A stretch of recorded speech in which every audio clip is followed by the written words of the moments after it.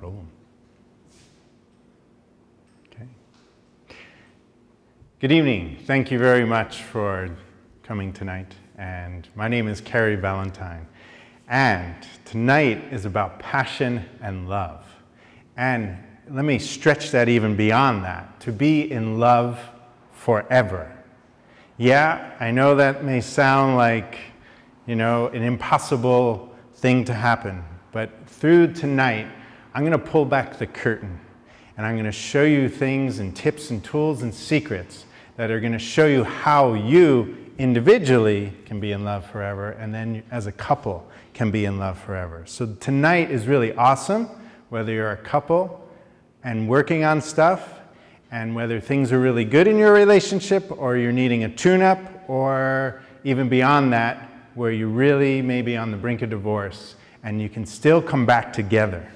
Or you're an individual, single person looking to get into a relationship, and exploring things that happened maybe in your past, and why the relationship didn't work, and preparing you for an exciting adventure to get back into a juicy, loving relationship. So, magicians, mermaids, and mermen, tonight we're going to pull back that curtain and show you about how to do this. And tonight we're going to be featuring a forthcoming book of mine that was written by myself and my wife, Wendy Valentine, called In Love Forever: 7 Secrets to a Joyous, Juicy Relationship. So tonight is going to be tapping into this book, tapping into a system that really evolved step by step, and I'll share with you how those things happened, and we'll show you from where you are now, you can be in a totally, complete different experience in a very short time. So, this summer was the 45th and is the 45th anniversary of the Summer of Love. And so look at where we've gone in this 45-year span of time. Back in those days, things got opened up. We explored our sexuality and everything, every nook and cranny about sexuality. But where are we at? Why is still today the divorce rate 50% or more that goes on in our country and throughout the world? And this has been going on since the 70s. We haven't changed the barometer of people coming into love, but then finding themselves out of love. We need tools, we need technologies. I mean, come on, would you go to cut a redwood tree with a butter knife? No. I mean, you're not going to do that. I mean, go ahead, right? You'll be there for thousands of years. It's the wrong tool. We need right tools. And tonight is going to show you the tools that really will transform your life. That by the end of this session tonight, you will experience and go through things and travel very much into new arenas, into new areas of your life that more than likely you haven't yet considered. And it's really, really, really exciting. Don't you think? I mean, come on. Don't we all want more passion, more juice, more fire, more reigniting in ourselves and in our partner? Don't we? Right? That's a wonderful thing. But how do we do it? We find that it's easy to fall in love, right? It's almost like it's an amazing experience of falling in love at the beginning when relationships come together. But what happens? Why do they fizzle out? And some real quick, or some many, many years later, that we find one partner or another leaves the relationship. We're going to talk about that too. Probably, more than likely, something was going on for a long time. It could have been a short time, but there was a lack of connection in the relationship for why this has happened. So we need to pay attention. We need to be aware of our energy. We need to be aware of ourself, because let's face it, if we're not in love with ourselves, how can we expect to have another person be in love with us? So good question. If someone was going to meet you today, would you find yourself attractive? Let me ask you again, a little different. If you would meet yourself today, would you be attractive to yourself? Think about that. Are you putting out a lot of energy, of joy, fun, enthusiasm, or are you kind of shrouded out by fear, doubts, insecurity? Is that hovering around you in your thoughts and your energy field? What's happening? Do you find that you are biting into fear, doubts, insecurities? Insecurities about your finances, insecurities about your body image, insecurities about how you show up in the bedroom. All these things, right, have an effect on you. We're going to explore and do it in a real fun way. This issue, relationships, can be very intense, right? But tonight, we're going to explore this in a playful manner because life and relationships should be explored in a playful manner. And even if we haven't, let's explore that. Let's breathe into that, into something new, into something exciting, into going, I've never thought of that before. I've never done it that way before. Let me try it and see, wear it on, see how it feels. Because when we're down and out and when we're feeling depressed and insecure and not feeling juicy about ourselves, here's a good question. What's so sexy about that? Huh? What's so sexy about that? Another question regarding that. Let me ask you, what great health benefits have you ever gotten from being depressed, down and out, insecure, afraid, not feeling good about yourself? Can you come up with any? I haven't, and I've asked hundreds of people this question, and no one's come up with saying, oh yeah, well this is great for this. But what great benefits, health benefits, and what great benefits do you get to your brain, your whole body, your system, and you and your partner by being happy, by being joyous, by being effervescent, by being excited, by being in love? Don't you find when you're in that loving space, just people, birds, animals, dolphins, whatever, they want to be around you? And what happens when you're not? Do people yourself want to be around you? So let's explore, let's have fun, let's dig deep.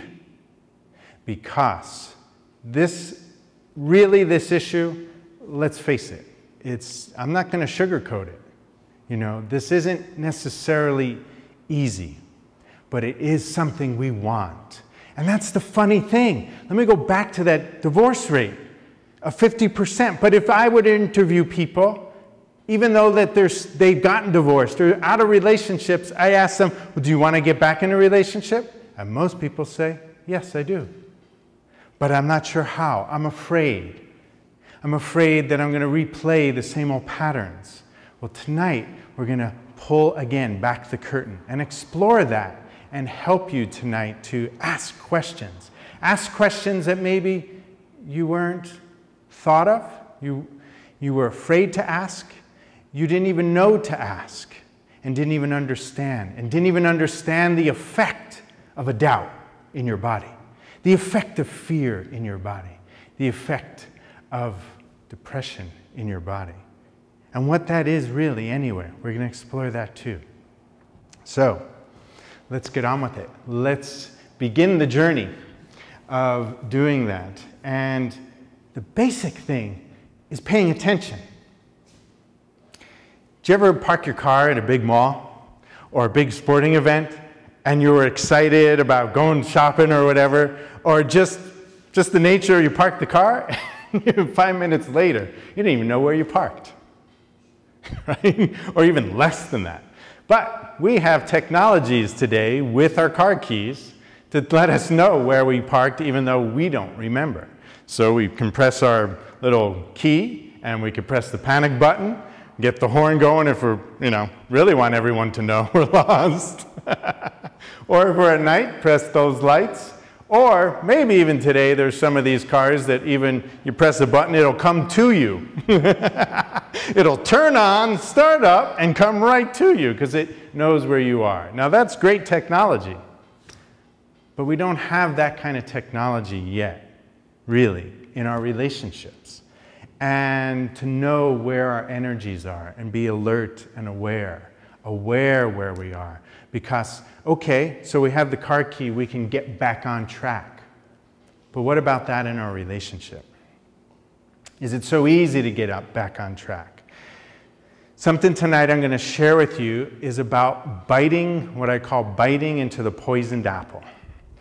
And when you bite into the poisoned apple, it's like you were having a great time, let's go back to a car. You were driving your car, you're having a great time listening to music, all of a sudden you looked in the mirror and some thought went in your mind and you felt you bit into the poison apple. You may not even know what thought came or what happened, but you can feel that your energy went down, right? It happens like this, a split second. You may not even be aware of the thought, but you can feel that intensity, right? You can feel that heaviness. I call it like the well of despair. That in a split second, you can go from being happy down that well of despair. And I don't know about you, but I know for me, and I'm going to be very transparent and honest with you tonight about my experience and my journey, which brought me here, is that I went down that well of despair. Very deep, very far, very long. And no matter how ugly and disgusting and terrible those feelings were and how long I was there, I never found the bottom. There was never a sign like, Roadrunner saying, bing, bing, you only got 10 more feet to the bottom. And then that's the end of despair you're hitting. No, there was no sign. The end was me hitting rock bottom. The end was me saying, enough. I'm sick and tired of my old patterns. I'm sick and tired of being sick and tired. I want to be renewed. I don't know how the hell to do it. I am so unhappy. All I want to be is happy. And I think that's what most of us want. But on the other side of the well of despair, tonight we're going to explore the other side, which is the wheel of happiness. It's a place where there is, just like there's no end, no bottom to the despair. There's no end to the happiness. This is something new. Not just for me and you, but this is something new for all humanity. As a whole, my research and looking at people and things, we haven't been here yet. But I ask you, just imagine, go with me for a second. What would it be like to go into your city that you live in and see everyone smiling? Everyone's doing the work they want to be doing. They're in the relationship they want. They're feeling the way they want. And they are just ecstatically happy. But here's the ticket. Here's the thing. Nothing really changed in their lives.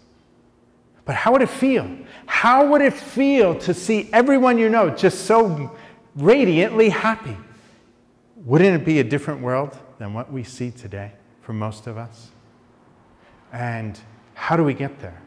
And it's not about changing our physical looks. It's not about a new car. It's not about a raise. It's really about none of those things, even though those are fine and dandy and wonderful. But we realize this.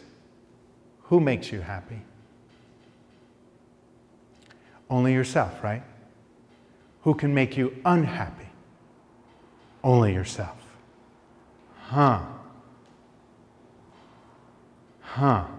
Think about that. Think about that in relationships. Because how many times have you judged your partner? How many times have you judged yourself? And boom, down. Separation happens. A wall goes up. You were just having a great time. You were having a great dinner. You were having a great connection. And then something was said, or something in between your ears was said internally. Some doubt, some insecurity, something came up, and you felt the separation go. And how long did you stay in that separation? What'd you do? How'd you get out of it? Were you honest with your partner that you bit into that poisoned apple? Probably not. Was your partner honest with you? He or she may have felt the energy shift, but did he or she have the tools to A, recognize it, to talk to you about it, to transform it now? Now. You gotta want this. If you want to be in love forever, you got to want this. You got to put yourself in this. And it is intense, but it's joyous. It's wonderful. Matter of fact, as far as I see, it's the most important investment you can make in your life, into yourself. Loving yourself, examining yourself, working yourself, transforming yourself in your patterns so you can be an open vessel of love, to share this love with your partner and with your people that live in your life, your family, the people you work with, and creative ideas. And we're going to explore that too. What happens to passion? What happens to inspiration? So the attention, the focus, all of these things to be aware and alert. But be excited. What are you talking about, Cary? Be excited about biting into the poison apple? Be excited about, confronting my own self? Being excited about dealing with the things that I bite into, about not feeling good about myself? Yes, because those are the things that are going to bring you to the joy. Those are the things that are your best friends. I'm going to be very transparent with you tonight about my experience, what's happened, how I got here, because I didn't get here. I never planned on being a book author. I never planned on being a relationship coach. Never. It wasn't in my thinking. All I can remember as a kid, all I ever wanted was to be happy. And all I was miserable. Some of which had to do with my family experience, sure, but I went beyond that too, and still I was unhappy. When I was a kid in elementary school, I was really, really, really shy. So shy that when my teachers would ask a question, Cary, what's 8 plus 8? My answer was 16. Cary, what's the answer? 16. You probably can't hear me. No one heard me. My father called me Mumbles. He called me Mumbles not to put me down. It was his way of trying to get it out of me. Well, that didn't work. I had a friend that was called music. Drums and percussion came into my life and really was my voice for many years. And then I continued doing music, and I started to basically one day became a comedian. I'm around 13, became a stand-up comedian. I went the other way. All of a sudden I was outpouring Robin Williams jokes and Richard Pryor and Billy Crystal. But I still, where was Cary? To let you know a little bit more, I came from a family in New York and New Jersey. I'm the third son of 4 sons or 4 brothers. And my family is from a Jewish background. And my parents loved each other. But they had a real funny way of expressing it. And it took me a long time to figure it out. My parents, every morning just about, would argue. And it was yelling, screaming, slamming doors. It was to the point at which at times I could almost look at my clock and watch and go, okay, 5, 4, 3, door slam, and the house would shudder. And many a times I was up on the second story landing with my black dog, Beauty. And Beauty and I would kind of turn down our ears and go look at each other and go, ooh. It was intense. I took on what was going on with my parents. Interesting enough, years later, talking to my brothers about the same situations, we all took on things differently. We all saw things differently. It tapped into, for me at that time, a real lack of self-worth, a lack of confidence. Again, I was really shy. All of this. So I kind of carried this with me. I cleared it, and I'm going to get to that when I talk about that. I cleared it, and I cleared it so much to the point of it's something I call complete and delete. And it's kind of like when you're on your computer and you have a bunch of photographs and it's slowing your computer down. You take those photographs, throw them in the trash, and then all of a sudden the computer's moving again quickly, and it's like, wow, this is fresh, this is renewed, just like it was when I got it. I'll get into the details of it, but I did a complete and delete about my parents. And the funny story was, I then traveled to be with them. This is as an adult. And I had already done this complete and delete. And my parents, you know, I loved them. And they loved me. And this was, again, their way. This was their way of showing their love. They fought. So I was there. They were fighting. And I was sitting in their kitchen. At this time, I was not a